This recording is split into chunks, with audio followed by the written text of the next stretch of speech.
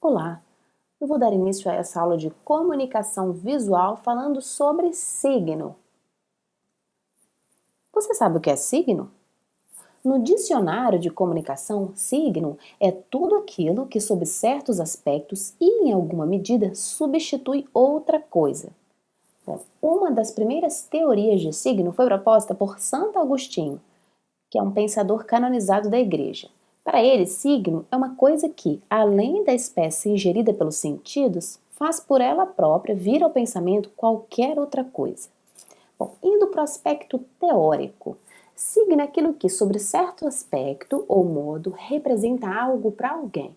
O signo representa alguma coisa, seu objeto. Representa esse objeto não em todos os seus aspectos. Essa é uma definição de Peirce. Para Peirce, todo pensamento é um signo, assim como o próprio homem. Em qualquer momento, o homem é um pensamento e, como pensamento, é uma espécie de símbolo. A resposta geral à questão: que é o homem? É que ele é um símbolo. A semiótica, portanto, estuda os signos e como eles se relacionam, e tem como representantes esses pensadores, que é o Peirce, Saussure, Bakhtin e Vygotsky.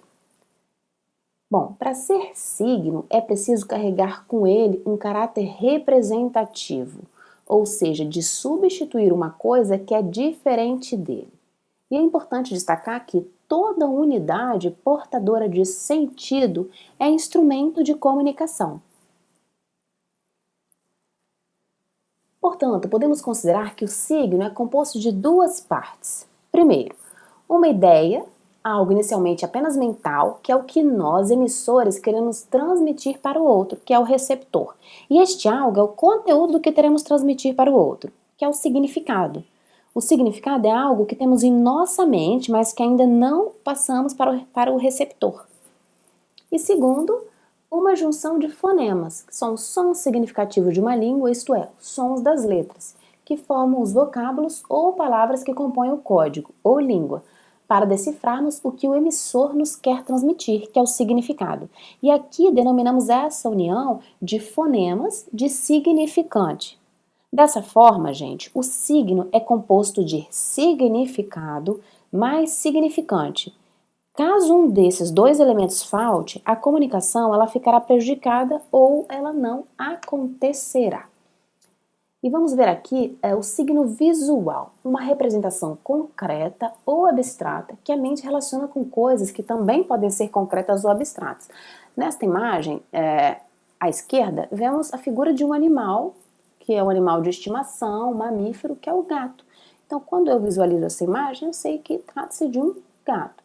Já a segunda imagem à direita é um símbolo que, quando é visualizado, ele pode trazer uma série de significações. E aqui, neste caso, pode trazer a ideia de paz e amor, que é o símbolo utilizado para informar essa característica. A imagem e a iconicidade. O que vem a ser iconicidade? Esse termo está relacionado a questão da semelhança entre o signo e aquilo que ele representa. Então, nós temos alguns tipos de iconicidade e esses tipos, esses níveis de iconicidade ou grau, vão depender do grau de semelhança. Então, portanto, fala-se em iconicidade alta, média e baixa, que está relacionado à aparência ou à semelhança. Se for uma aparência muito forte, é uma iconicidade alta. Se for razoável ou moderada, é média. E se for pouca semelhança, é a iconicidade baixa. Veja este exemplo. Uma iconicidade alta seria a fotografia de uma pessoa. Nesse caso, nós temos a fotografia de uma mulher, que é da atriz Scarlett Johansson, e aqui nós temos uma representação concreta, né? Uma iconicidade alta. E nível moderado seria uma silhueta feminina, iconicidade média. Seria alguns rabiscos ali dos traços do corpo feminino. Já a iconicidade baixa seria aquela figura que traz a lembrança ou ela representa de alguma forma, mas não de uma forma muito semelhante à figura feminina, que essa é uma imagem do artista Pablo Picasso. Bom, vamos ver alguns elementos básicos da comunicação visual. Primeiro vamos tratar do ponto. O ponto é a unidade mais simples da comunicação visual. Quanto mais complexo for um projeto visual, maior o número de pontos. Veja este exemplo. Esta figura desta menina, temos uma quantidade aí bastante considerável de pontos, trazendo até alguns aspectos de cor, sombreamento. Segundo quadro, essa imagem de uma árvore. E aqui temos a linha. Linha é um ponto em movimento, segundo Dondes, em seu livro publicado em 1991. A linha caracteriza-se por nunca ser estática. Apesar de possuir liberdade e flexibilidade, tem propósito e direção. A linha também traz uma ideia de movimento. Veja estas imagens. Vamos ao próximo exemplo. Textura é a qualidade impressa em uma superfície, enriquecendo as impressões e sentidos que teremos de determinada forma.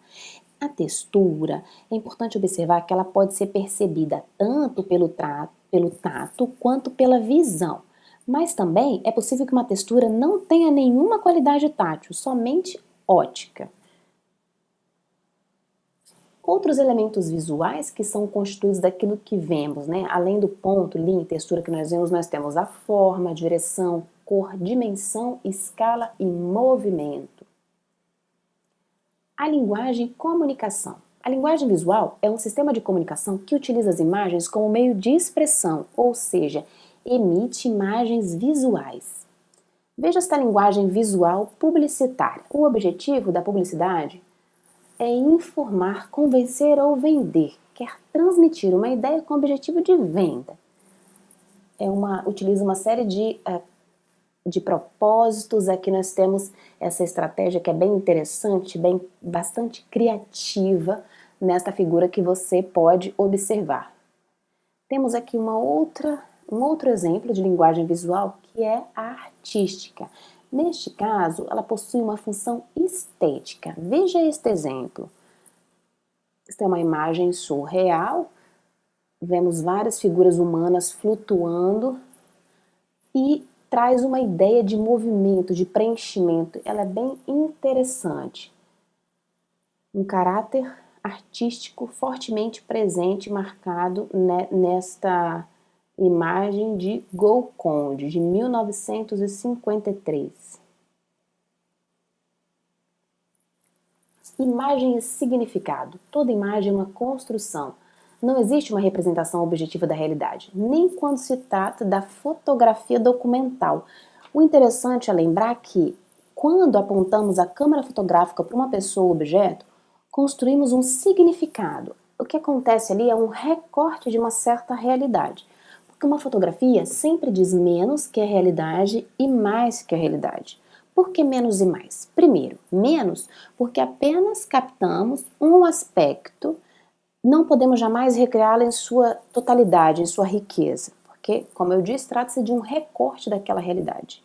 E mais porque, além disso, inclui a intencionalidade do emissor, do fotógrafo, de quem está realizando esse recorte. A comunicação terá sucesso sempre e quando o destinatário conseguir decodificar a mensagem de forma correta, ou seja, segundo as intenções comunicativas do emissor. Veja esta imagem. Bom, esta imagem mostra aí a Dilma sendo transpassada por uma espada de um militar. Claro que isso é uma ilusão, esse fato não aconteceu, e essa imagem foi vencedora do Prêmio Internacional de Jornalismo Rei da Espanha. A Dilma estava presente na cerimônia de entrega de espadins a mais de 400 cadetes na Academia Militar de Agulhas Negras em Resende. Então ela foi fazer esse movimento e tinha um militar. O fotógrafo, claro, aproveitou a situação e fez seu recorte. Neste caso, podemos enquadrar que a fotografia aqui, ela revela mais, não é? Ela capta mais que a realidade, porque ela inclui a intencionalidade do emissor. Quando ele publicou essa imagem, tratava-se de um contexto que trouxe uma série de informações e significações para aquele momento. É uma imagem bastante informativa, diferente, que realmente merece alguns resultados, como esse prêmio que foi vencedor dessa categoria. Né? Esses prêmios costumam dar bastante ibope, as pessoas, os fotógrafos e profissionais da área trabalham, se empenham muito durante esses eventos para conseguir, além de levar essa informação para suas agências comunicativas, também conseguir superar ou vencer prêmios dessas categorias. Símbolos e signos nas linguagens visuais. Todas as imagens têm dois componentes fundamentais, que seria o significante e o significado, como eu já falei. Significante é o próprio aspecto da imagem. Aqui, nesta imagem à esquerda, temos a figura de um pinheiro. O significante é o aspecto da imagem, é uma árvore.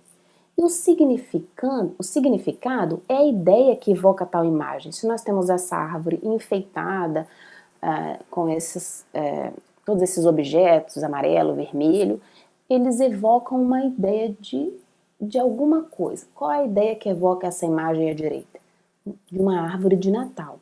Então o significante é a árvore em si, o pinheiro, e o significado é a árvore de Natal.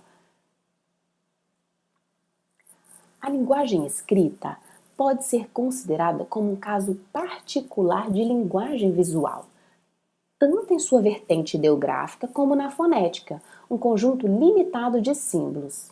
As letras e os ideogramas, juntamente com algumas regras específicas, tais como a sintaxe, a gramática e a ortografia, permitem interpretar e reconstruir os sons da língua falada e, portanto, seu significado.